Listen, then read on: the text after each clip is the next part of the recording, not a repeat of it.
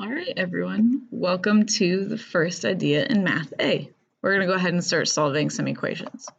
So first, we're going to go ahead and talk about one step. One step means that we're going to need to only do one simple operation in order to get to my answer. So we'll either undo subtraction, addition, multiplication, or division. So first, we're going to go ahead and look about getting our x value by itself on one side. If you notice, my x plus and my 9 are on the left side of my equation, or my equal sign, and the 3 is on the right all by himself.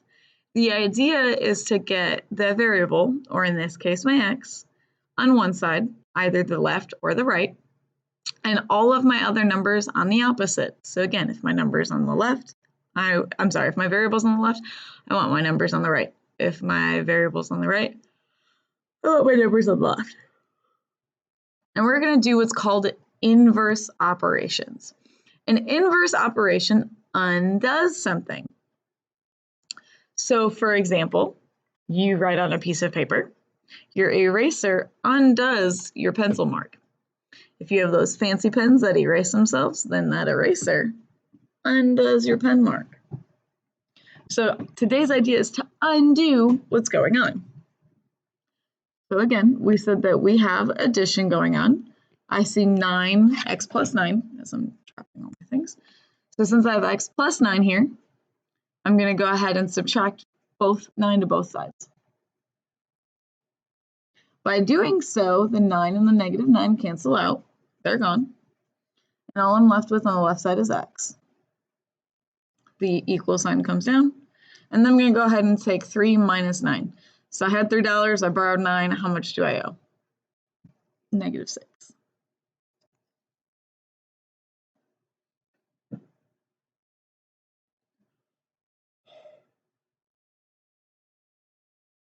In the second one, I see I have f minus 2 is equal to 11.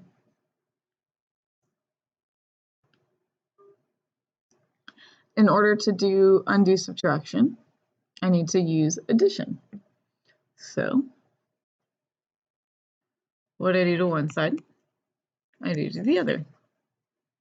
The -2 and the 2 end up canceling out, and I'm left with my f. And then 11 plus 2 is 13.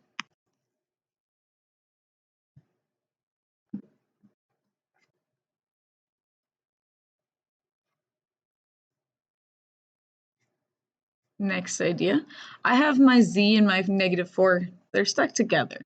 Now when they're stuck together with multiplication, even though it's invisible. So to undo invisible multiplication, I'm going to divide. And since my 4 is negative, I need to bring that negative sign with it.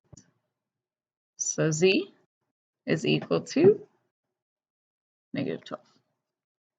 And why do I know it's negative? Well, originally my 48 is positive.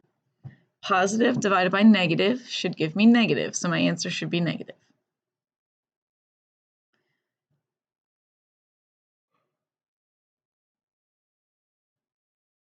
My next example, I say I have a division sign or a fraction.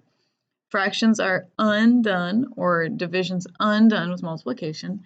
I'm going to multiply both sides, whatever is on the bottom, in this case a -3. So those will cancel out, and I'm left with m equals -27. Now we're going to go ahead and try some two steps. All right, so I have this division first that I want to undo, and to undo division, I multiply. So I'm going to multiply on both sides by whatever's on the denominator. So in this case, the 6.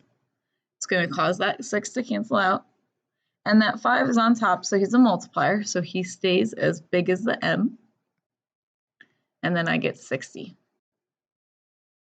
And I divide both sides by 5, and m is equal to 12. So 2 steps. Last time we only had to do one thing. This time we have to do 2 things. Again, I'm going to start by going and multiplying by whatever's on the denominator. Now before the negative sign here in front, let me highlight that for you. That negative sign that's right there. He can be done in either multiplication with the 4 or when I do the division of the 3. Either one will work. Now, if I use it with the 4, I need to remember that he's no longer there. I'm going to leave it with the 3. I always leave my signs with whatever number is on top. So I get 36 is equal to negative 3 times y. Again, notice how I brought the negative with. Now I'm going to divide both sides by negative 3. Again, we have negative not 4. I have a positive divided by negative, positive divided by negative, so my sign should be a negative to end with.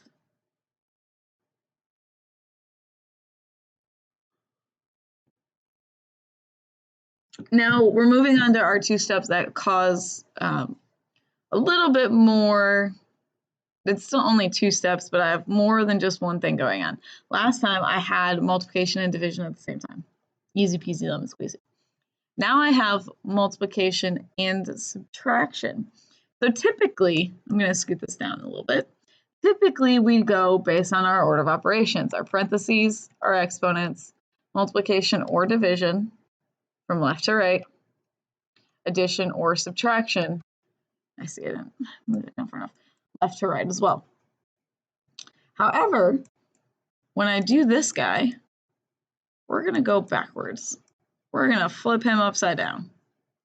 We're actually going to undo, we're actually going to undo our addition and subtraction first. So I know it's kind of upside down. It's like, oh, I can't really see that, but I think you know what I'm saying. So we work backwards.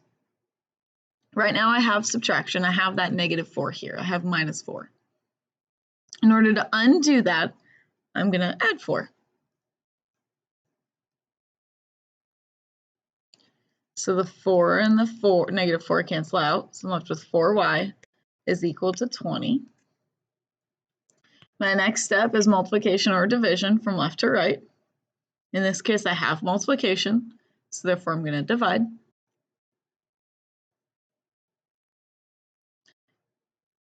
Oh, that's a funny y. And 20 divided by 4 is 5.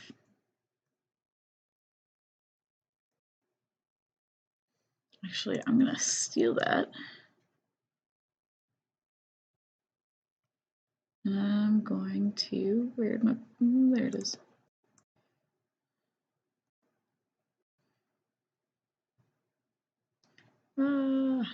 Keep losing my mouse, I'm sorry. Put that guy right in the middle there.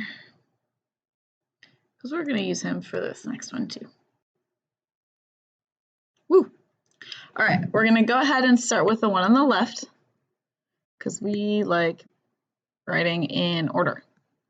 So first I'm going to take a look. I'm going to undo my addition or my subtraction. I see z divided by 3 minus 7. So I have that subtraction right here. So in order to undo subtraction, we're going to add. So those guys are buddies. So we're going to add 7 to both sides. Negative 1 plus 7 gives me 6. So I have 6 is equal to z divided by 3. So now I'm on to the next line, which is I have division. So I need to use my multiplication skills. So I'm going to multiply by 3. And I'm left with 18 is equal to z. Now remember, if I write 18 equals z, that's the same thing as z is equal to 18. It does not change. All I've done is just write it in a different order. You've got friends, you can talk about this friend first and this friend second, or you can talk about this friend first or this friend second. It's the same thing.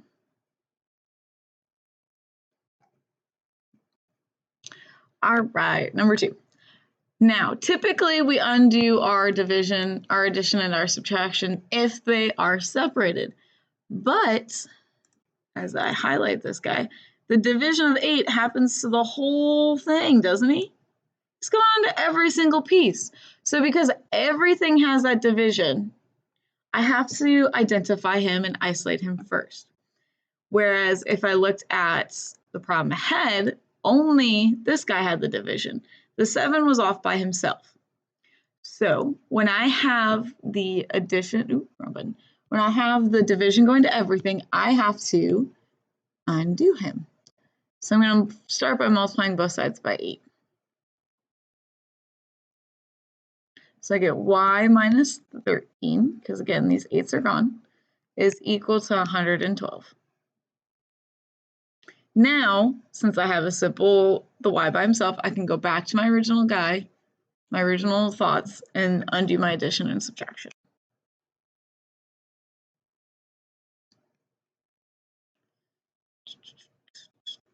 So we get 125.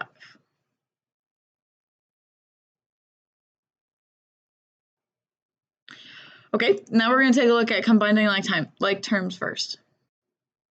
So if we notice on the one on the left, I have 8y and 3y, and they're on the same side of the equals. If I highlight it for a moment, we're going to actually highlight it. I kind of like that a little bit better. Use the green. See how they're on the same side? Those guys are to the left, and the 44 is to the right. So when they're on opposite sides, and I have the same things together, I can go ahead and combine them. So I'm going to start by combining those guys. So 8 plus 3 gives me 11. And then I'm left with my 44 on the other. Okay, now we're at a one step. We can go ahead and divide both sides by 11 to get y by itself. So y should be equal to 4. Sometimes I have more than just 1 or just 2. I have 3. I have 3 guys. So we need to do everything I see. So I have a positive 12 plus 14 more plus 10.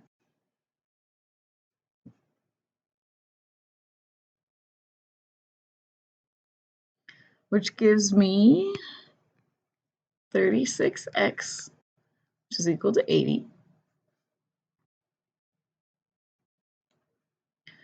When I divide both sides by 36, though, x is equal to 80 over 36, which is what I can divide both by 4, which would give me 20 over 9. And that's as far as those guys could reduce, or it's also equal to 2.22.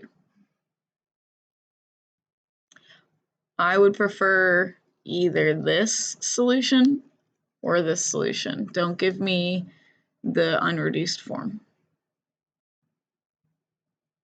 All right, so if you notice, we have 6c, a little too long, 6c and negative 2c on the same side, even though the 8's in the middle. So we're still going to attack this guy the same way. So I have 6 minus 2, which gives me 4. And now I'm at a normal 2-step.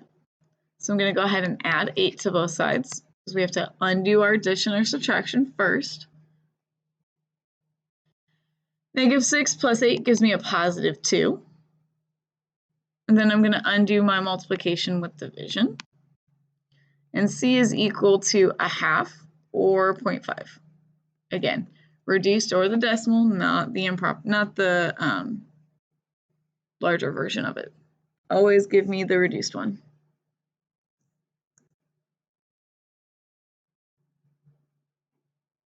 Okay, next we're going to talk about distribution.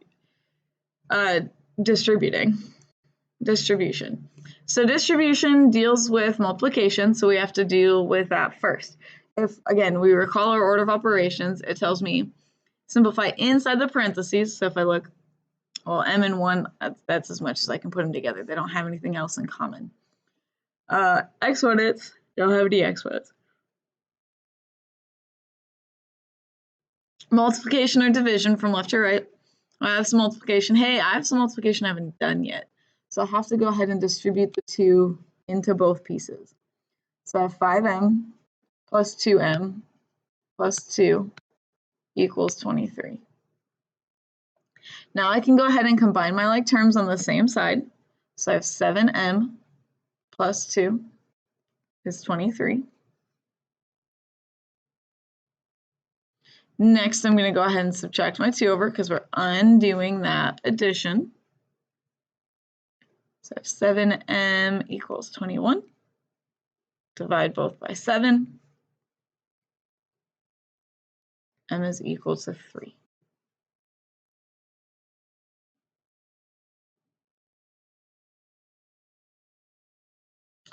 Okay, the next problem, there's a couple different ways to tackle it. They're all the same. It'll get you exactly the same answer.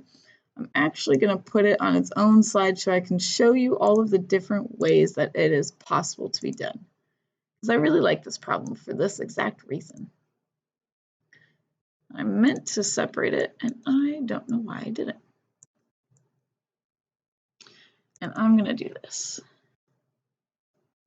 so that I can do the 3 different types.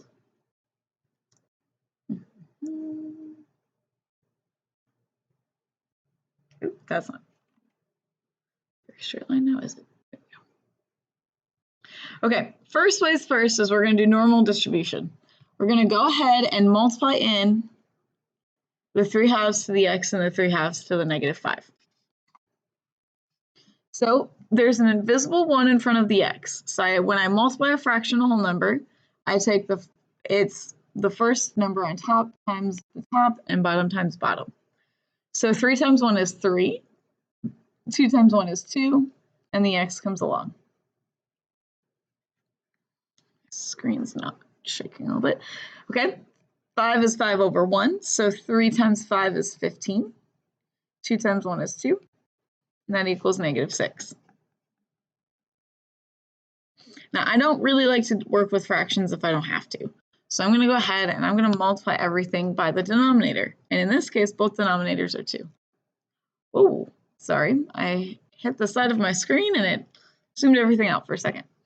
So I'm going to multiply by 2 to get rid of all the denominators. Now, when I do that, that 2 crosses out, that 2 crosses out, but there's nothing to cross out with the 6. So I have 3x minus 15 is equal to -12 now. So now I can go ahead and approach it like normal, add 15.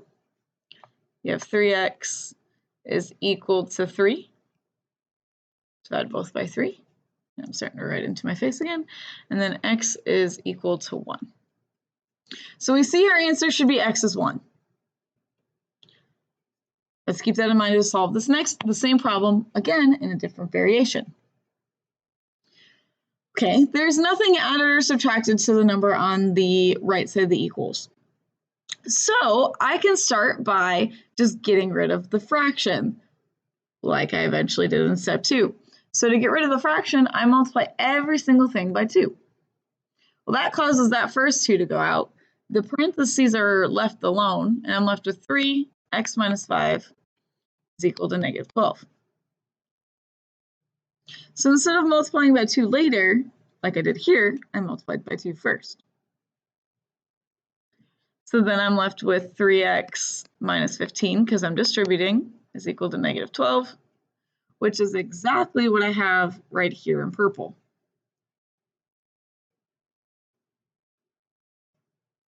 Notice how those two match? Hey, same steps will eventually get us to equal 1. Now let me show you my third way. Now you might have heard this term, you might not have heard this term. Try and get it engraved in your brain. It's called the reciprocal. A reciprocal is the flipped version of a fraction. So instead of 3 over 2, I'm going to multiply by 2 over 3. And again, what I do to one side, I have to do to the other. My 2 on top and my 2 on bottom will cause each other to cancel. My 3 on top, my 3 on bottom will cause each other to cancel. So the only thing I'm left with on that left side is x minus 5. However, I need to go ahead and multiply this guy through. So I'm going to take top times top, bottom times bottom. So 2 times -6 is -12. 1 times 3 is 3. Well, hey, we've been working with fractions a little bit. We know we can reduce him. -12 divided by 3, well, that's just 4. and it's going to be -4 because it was -12. So solve simply, add 5. X is still equal to 1. Same problem. 1, 2, 3 different ways to approach it, and we got the same answer every time.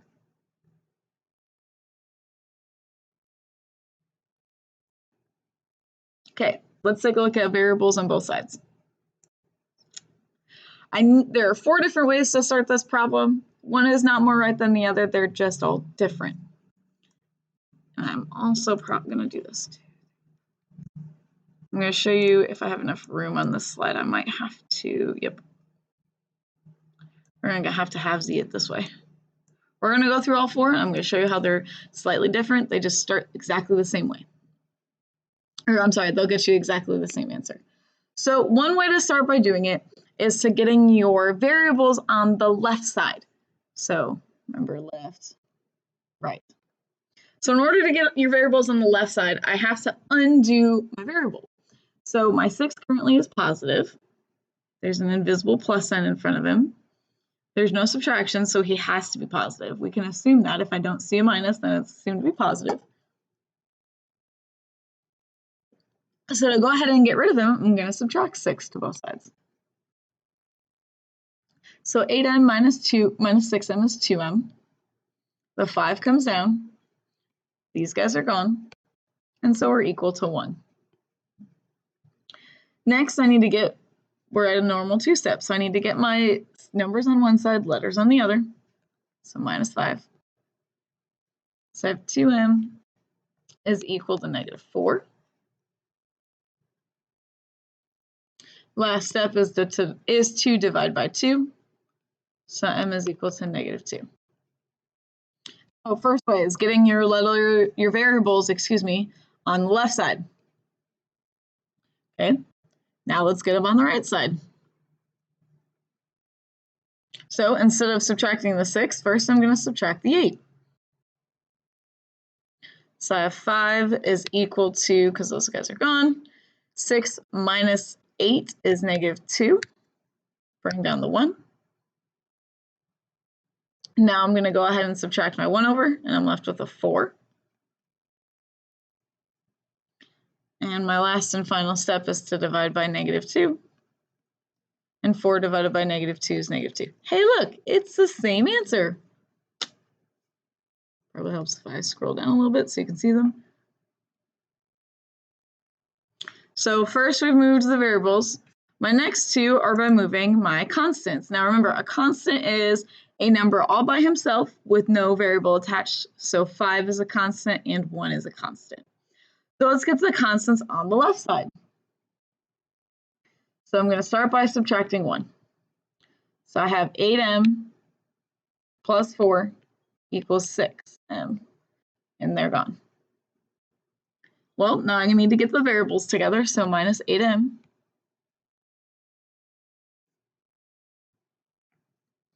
they're gone. So I have 4 is equal to -2m, and then divide both sides by -2. Hey, look, m is -2 again. What? Crazy. And my 4th way, getting my constants onto the right side. So I'm going to start by minusing my 5, or subtracting my 5. I have 8m is equal to 6m minus 4. Next, I'm going to subtract my 6m. And I have 2m is equal to -4. Divide by 2. M equals -2. So again, when you approach I'm going to clean one of these up. When you approach a problem that has variables on both sides, constants on both sides, there are 4 different ways to approach that problem. One is not more right than the other. One is not more simpler. They took exactly the same amount of steps. I just didn't change my last color here. It really doesn't affect it. It's just different. All right, we learned all 4 ways. Pick one, come up with a solution. We'll see if we agree.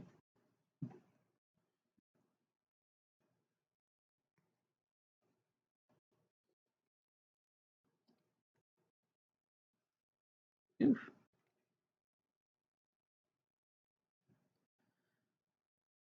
Welcome back. We should see that we get b is equal to -7. Does it look like I skipped a couple steps? Yes, because I did. I can do most of these in my head, or at least 1 or 2 steps shown. So I didn't want to say, hey, this one's more right than the other. This one's better. This is just my process of how I do it. So hopefully you got to -7. All right, so we're almost through. Next, we have to talk about our special cases. This is something special that'll happen with the following things. Okay, so I have parentheses on both sides, and I have multipliers on both sides. So unfortunately, the only thing I can do is to multiply that in. Since there are numbers on both sides and there's a set of parentheses on both sides, I can't divide it over like I did with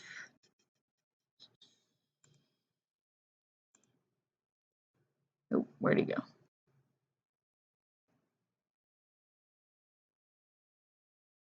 Whichever one I did 3 different times. There it is. Like this guy where I went ahead and multiplied first. Because I don't have just a single number like I did here, I have to go ahead and distribute that through. So I get 12x plus 6 is equal to 12x plus 6. Well, then if I do this, they're gone and they're gone. Wait, what? And then I'm left with this, which that makes sense, right? 6 is 6. It's not saying 6 is like 12. That makes no sense. If I have $6, I want to have $6. So if you get what's called a true statement,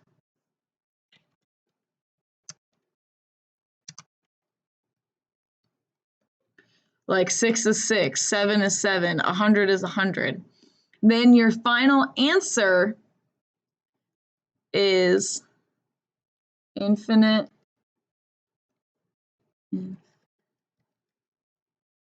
I can spell real good today. Is infinitely many solutions. So because I got a true statement, 6 is equal to 6, my answer is infinitely many solutions. It means that anything I plug in will make this work. And this is true for every single number, no matter what I pick. So say I let x be 7, I will get the same number out. I will get another 7 at some point. So this is what's called a special case.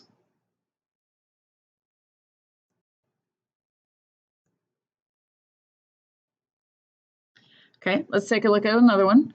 I have more than just a number on the left side, so unfortunately, again, I do have to start by multiplying him. So 2 minus 15n is equal to -15n plus 10. Again, one is not more right than the other, different ways to try it.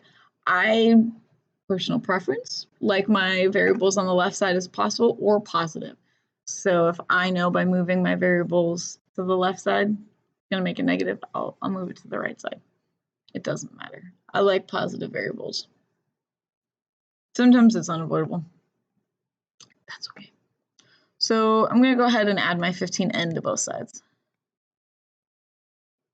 Well, this one canceled out like I wanted it to, but -15 plus 15 more cancels out again. So I'm left with 2 is equal to 10. Is that? I mean, that'd be cool if I had $2 and it was the same as $10, but that wouldn't be fair if I had $10 and it's telling me I only have $2. Like that's not cool. So we have what's called an untrue statement.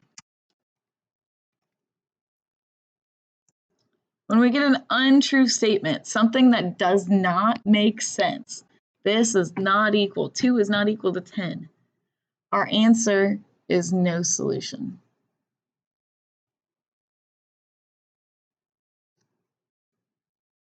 because there is no possible value for x that'll ever make this statement true.